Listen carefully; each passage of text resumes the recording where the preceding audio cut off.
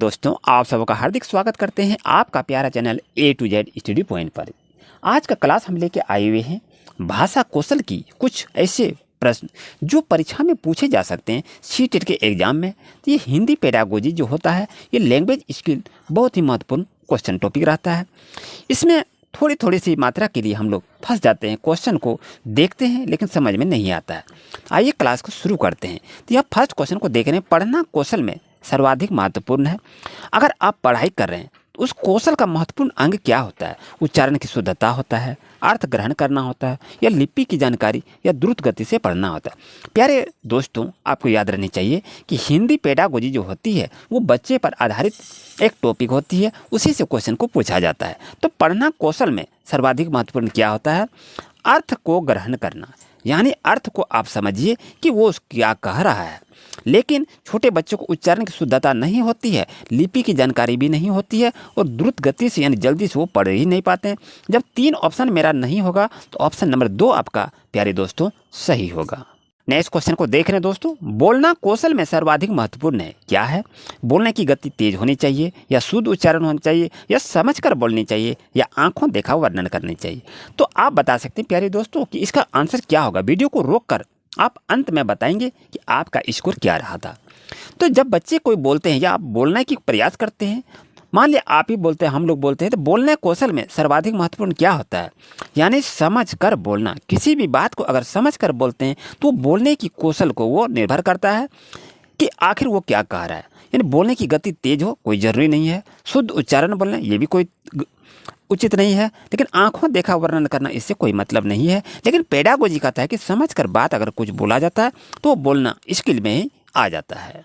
Next question को देख रहे हैं दोस्तों कि बच्चा स्वाभाविक रूप से अपने घर और समाज के वातावरण से अर्जित करता है क्या सीखता है? यहाँ पर देखिए, घर और समाज और वातावरण तीनों पर आधारित है, तो बच्चा उससे क्या सीखता है ये आपको कहा गया है। तो बच्चे समाज परिवेश से क्या सीखते हैं? वो भाषा को अर्जित करते हैं, न कि वाक्य को अर्जित करते हैं। ना व्याकरण से मतलब है, न शब्द से मतलब है। तो प्यारे दोस्तों, आपका आंसर क्या होगा?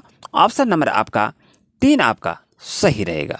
नेक्स्ट क्वेश्चन को देख रहे हैं प्यारे दोस्तों कि भाषा के आधारभूत कौशल क्या है? हमेशा अर्जित किया जाते हैं, नहीं ये तो गलत है। जहाँ भी हमेशा आवे वो नेगेटिव वर्ड होता है। सर्वथा पृथक हो, पृथक जहाँ भी आवे वो भी आपका गलत ऑप्शन होता है। उसके बाद अंतर संबंधित होते हैं, यानी भाषा के आधारभूत कौशल क्या होते हैं? वो अंतर संबंधित होते हैं और क्रमबद्ध रूप से वो चलते नहीं हैं। तो ऑप्शन नंबर 3 आपका सही रहेगा। प्यारे दोस्तों, नेक्स्ट क्वेश्चन आपके पास है कि परस्पर बातचीत मुख्यतः क्या होता है, ये आपको देखना है। प्यारे दोस्तों, आपसे रिक्वेस्ट है कि कॉन्सेप्ट को देखिए। अगर आप कॉन्सेप्ट को पकड़ लेंगे ना तो आप आंसर कैसे निकालेंगे ये आप घबराएंगे नहीं, अच्छी तरह से आप आंसर को निकाल सकते हैं। तो यहाँ देखना, परस्पर बातचीत मुख्यतः क्या होता है? सुनने और बोलने की कौशलों के विकास में सहायक होता है, या पढ़ने लिखने में सहायक होता है, या समय की बर्बादी है, या अनुशासनहीनता को उत्पन्न करता है। तो ये आप देखिए, आपके पास 4 ऑप्शन है। तो सबसे पहला मेरा उद्देश्य ये होता है कि कौन सा आंसर नहीं होगा। आप देखिए, यदि हम परस्पर बातचीत करते हैं तो ये देखिए समय की बर्बादी कहता है, लेकिन पेडागोजी क्या कहता है? ये समय की बर्बादी नहीं करती है। तो यहाँ दिया समय की बर्बादी, तो ये आपका नेगेटिव वर्ड हो गया। अनुशासनहीनता, जहाँ अनुशासनहीनता का बात आवे वो भी आपका नेगेटिव वर्ड हो गया। अब बच गया 2 पद। तो जब हम आपस में बातचीत करते हैं तो पढ़ने लिखने में हम सहायक कैसे हैं? बातचीत करने से कोई बच्चा पढ़ लिखना नहीं सीख सकता है। तो ऑप्शन नंबर ए आपका सही होगा, क्योंकि सुनने और बोलने के कौशल के विकास में सहायक होता है। अगर बातचीत करता है तो कैसे सुनता है, कैसे वो बात को बोलते हैं, उसके बारे में वो अध्ययन करते हैं। तो ऑप्शन नंबर आपका ए सही होगा। अगर क्वेश्चन नंबर 7 की बात करें, एकांकी पाठ मुख्यतः किसमें सहायता करते हैं? वाक्य संरचना की जानकारी में, ये तो होता ही नहीं है। अभिनय की कुशलता में, ये तो अभिनय कर ही नहीं सकते एकांकी में। और लेखन कौशल के विकास, इसमें तो होता है। लेखन कौशल से कोई मतलब इसको एकांकी में नहीं है।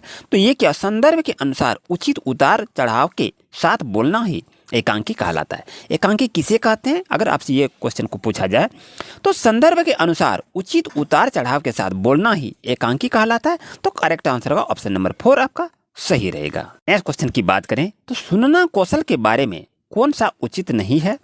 तो ये देखिए क्या कहता है, सुनना कौशल सबसे कम महत्वपूर्ण है, और सुनना कौशल भौतिक कौशल के अंतर्गत आता है।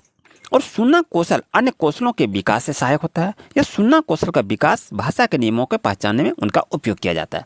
तो यहाँ कह रहा है क्या, नहीं। तो नहीं का अर्थ ये होता है कि आखिर वो कौन सा शब्द इसके साथ प्रयोग नहीं होगा जो कि सुनना कौशल से संबंधित नहीं रखता हो। तो इसका करेक्ट आंसर होगा सुनना कौशल सबसे कम महत्वपूर्ण है। ये महत्वपूर्ण तो कम जो दे दिया यही आपका नेगेटिव वर्ड हो गया। तो इसका नेगेटिव वर्ड इसके साथ ये आता है। ऑप्शन नंबर 1 आपका सही रहेगा। बाकी ऑप्शन जो है ये सही है, लेकिन आपको कह रहा कौन सा ऑप्शन गलत है, तो 1 नंबर आपका सही होगा। ये सभी क्वेश्चन जो हैं प्यारे दोस्तों, ये किसी भी प्रकार के टेट का एग्जाम लिखते हैं तो उसके लिए काफ़ी महत्वपूर्ण है। आइए क्वेश्चन नंबर नेक्स्ट को देखते हैं कि डायरी लेखन का मुख्य उद्देश्य क्या है। वर्तनी का ज्ञान होनी चाहिए, शब्द भंडार में वृद्धि होनी चाहिए, या वाक्य संरचना का ज्ञान होनी चाहिए, या अपने भावों विचारों की ईमानदारी और आत्मविश्वास से पूर्ण बात को हम करें उसके बारे में होना चाहिए। तो आप बता सकते हैं कि इसका करेक्ट आंसर क्या होगा। तो दोस्तों आप आंसर भी चुन लिए होंगे। तो डायरी जब भी हम लिखते हैं तो वर्तनी ज्ञान का कोई आवश्यकता नहीं है, शब्द भंडार में वृद्धि का कोई आवश्यकता नहीं है, और वाक्य संरचना का कोई ज्ञान की आवश्यकता नहीं है। तो बच गया क्या प्यारे दोस्तों, ऑप्शन नंबर जो आपका जो 4 है वो आपका सही आंसर है। तो इस तरह से आप देखें हिंदी की पेडागोजी में ऐसे ही क्वेश्चन को पूछे जाते हैं। इस क्वेश्चन को देख रहे हैं प्यारे दोस्तों कि पाठ्य पुस्तक का भावपूर्ण पठन क्या होता है। पठन की पहली और अनिवार्यता शर्त होती है, अर्थ को गाने में मदद करता है और केवल कविताओं पर ही लागू होता है, और पठन का एकमात्र आदर्श रूप है। तो प्यारे दोस्तों जब भी आप किसी प्रकार के टेट का एग्जाम लिख रहे हैं तो वहाँ देखिए आपका नेगेटिव वर्ड टेग वर्ड जो होता है, अगर आप ये क्वेश्चन आपके पास है और आंसर इसमें से आप कुछ चुन नहीं पा रहे हैं तो इसमें से देखिए कौन सा आंसर नहीं होगा। तो हमारी बात को आप समझिए अच्छी तरह से कि अगर ऐसा टेट का एग्जाम लिख रहे हैं, यदि जहाँ पर केवल रहे वो उसका आंसर नेगेटिव होता है, ये आपका आंसर नहीं होगा। और एकमात्र जहाँ दिया तो ये भी आपका नेगेटिव है। तो ये देखिए आपका 3 नंबर और 4 नंबर ऑप्शन जो है ये दोनों तो गलत हो गया, इसका तो हम हटा दिए।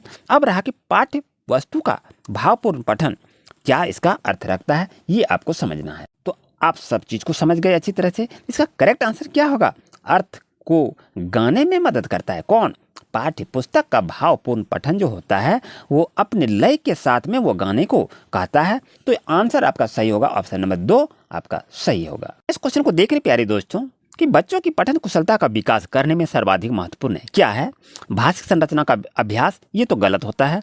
अर्थ की उपेक्षा उच्चारणगत शुद्ध पर विशेष ध्यान देनी चाहिए, ये तो सही है।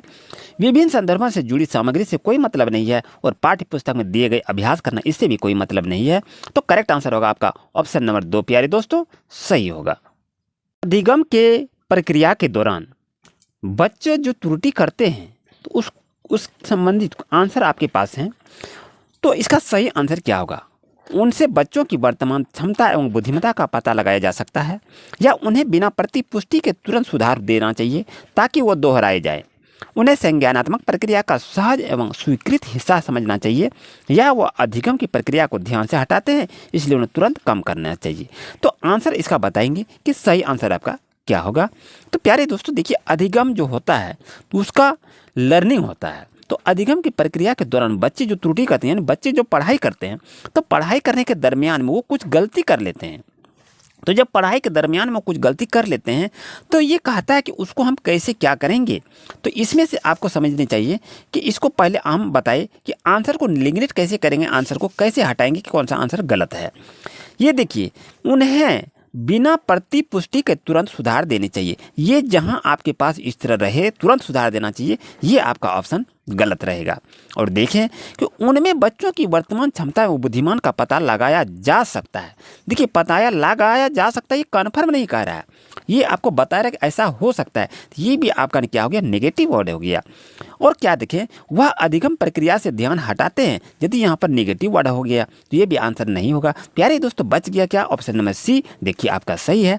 इस तरह से बच्चों प्यारे दोस्तों आप लर्नर हैं तो अच्छी तरह से सीखिए कि किस तरह से आंसर को पेडागोजी में क्वेश्चन को बनाया जाता है और आंसर को निकाला जाता है। अगर ये वीडियो आपके लिए काफ़ी अच्छा रहा तो वीडियो को एक लाइक अवश्य कीजिए और कमेंट आप अवश्य कीजिए। क्या आपको और किसी तरह की कोई समस्या आवे तो आप अर्जेंट पे कॉल भी कर सकते हैं। चलते हैं क्वेश्चन नंबर नेक्स्ट पर। नेक्स्ट क्वेश्चन की अगर बात करें दोस्तों तो बच्चों को आंतरिक रूप से अभिप्रेरित अधिगमकर्ता बनने के लिए किस तरह प्रोत्साहित किया जाता है। यानी बच्चे आप पढ़ाई कर रहे हैं तो उसको किस तरह हम प्रोत्साहित करेंगे, इस क्वेश्चन का इस तरह निष्कर्ष को कहा जा रहा है। तो हौसला बढ़ाने के लिए इनाम देकर, यानी बच्चे को पढ़ने के इनाम बिल्कुल नहीं देने चाहिए, ये आपका गलत है। त्रुटियां करने पर दंड देना चाहिए, यानी बच्चे कुछ गलती करे तो उसको पनिशमेंट नहीं देनी चाहिए, ये आपका नेगेटिव वर्ड है। जहाँ भी दंड रहे, त्रुटियां रहे और बच्चे से संबंधित हो तो वो आपका आंसर गलत होता है, इसे याद रखिएगा। अब देखें इसमें, अधिगम प्रक्रिया के दौरान की गई त्रुटियों से सीखकर बिना किसी नकारात्मक दंड के, डर के बिना, यानी बच्चे अगर कुछ गलती कर रहे हैं तो उसको बिना सजा दिए ही उसकी त्रुटियों को सिखा देनी चाहिए। तो ऑप्शन नंबर सी आपका सही होगा। और क्या कहता है, शिक्षिका द्वारा कक्ष में खास उपलब्धि वाले विद्यार्थी पर खास ध्यान देकर, नहीं ये तो हमेशा निगेटिव वर्ड होता है। पर्सनली एक बच्चे को आप कैसे सिखा सकते हैं, ये तो आपका आंसर गलत होगा। इसलिए प्यारे दोस्तों, करेक्ट आंसर आपका क्या होगा, तो करेक्ट आंसर होगा आपका ऑप्शन नंबर सी आपका सही रहेगा। प्यारे दोस्तों, देख रहे हैं आपके पास क्वेश्चन क्या है कि निपुणता अनुमुखी विद्यार्थियों में कौन से गुण होते हैं। मान लिया कि आप इस क्वेश्चन है आपके पास, इसका आप सटीक आंसर नहीं समझ पा रहे हैं कि इसका क्या कह रहा है, ये अर्थ को क्या बता रहा है। आपके पास इस तरह से देख रहे हैं 4 ऑप्शन दिखाई दे रहा है, तो हम आंसर को निकाल नहीं पा रहे, हम घबरा गए। तो देखिए, आपको अभी तुरंत बता देंगे आप आंसर को कैसे निकालेंगे। पहले इसमें नेगेटिव वर्ड जो होता है उसको हटा दीजिए। प्यारे दोस्तों, यहाँ देखिए ऑप्शन नंबर बी की बात अगर करें तो यहाँ पर देखिए अटल है, ये भी आपका निगेटिव वर्ड हो गया।